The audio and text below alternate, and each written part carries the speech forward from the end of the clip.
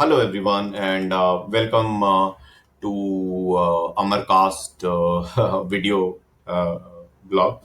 So, today, since I had to explain new tools of Google News initiatives, I have done a video screen grab along with my voice. So, basically, Google News initiatives have come out with some new tools and news tagging handbook will kind of get into this. But first, even after that, they've come out with a particular news item wherein the blog says that Google is announcing a licensing program for news publishers to pay for high quality content. It is a little unclear what this paragraph means, but they're going to pay publishers who are doing high quality content. And they are going to start up with Brazil, Germany, and Australia. And essentially, one part which they've clarified is that they're going to pay publishers for free access to their paywalled content.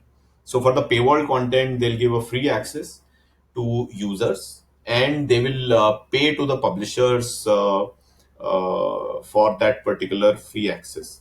So, publishers are going to get paid in any case, and there are various uh, quotes which are from publishers. So Google is going to start paying publishers for some high quality content, some pay fault content, which they're going to open up probably on the search platform because some of this paywall content has been blocked from search as well. And over time, publishers and Google have been discussing it.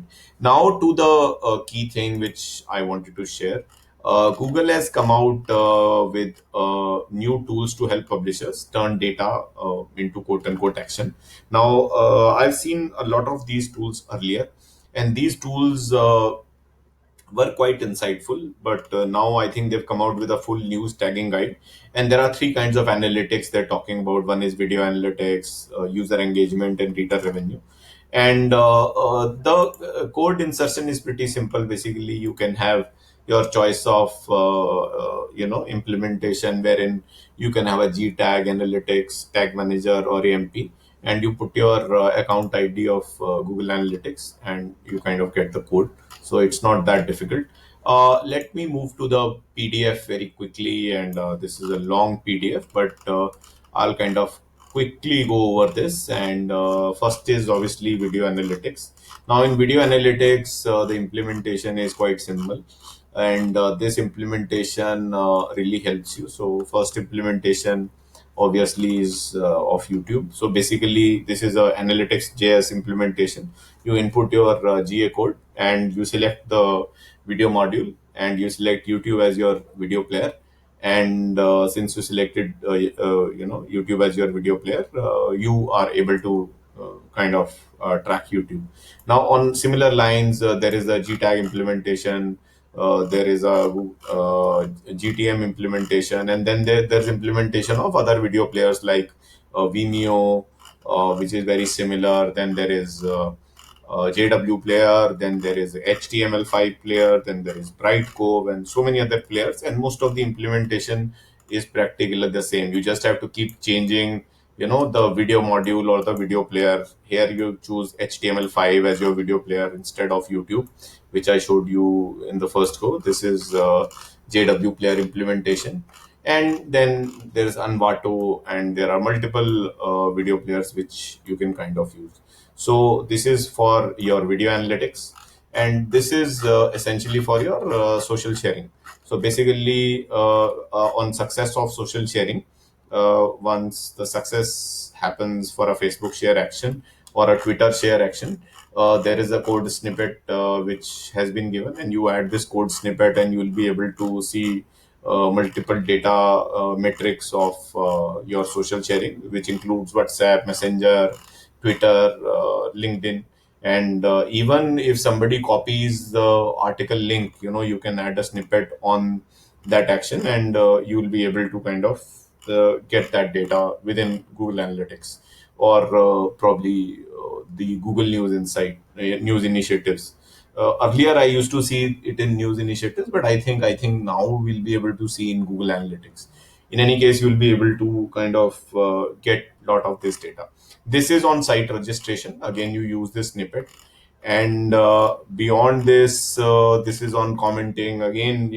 Every time a successful comment is made, every time a push notification subscription is successful, every time a notification is clicked, these snippets will capture those data points and give you these data points. So this is quite good. And I think I like one more thing is user engagement, in terms of this is newsletter sign up, but there is data in terms of scroll depth. Let me just search it out. Scroll depth, yeah, scroll depth. So in terms of scroll depth, you create your points of 25%, 50%, 75%, and 100%. On each of these points, you can add this JavaScript code, and you'll get the report in terms of what was the scroll depth of users, in terms of how many people scroll down up to 25%, how many people scroll down to 50%, and how many people scroll down to 75%, and so on and so forth. So this is quite good, and I think it is quite meaningful, and you can use this data pretty well.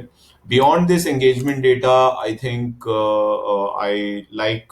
I mean, there are a lot of modules which you can add in this. I like the subscription model. In subscription model, the success of the subscription can be tracked with a particular event, and I think all of it with goal setting kind of makes a huge amount of sense. I'll just jump quickly to the goal setting part. Just give me a sec. Yeah.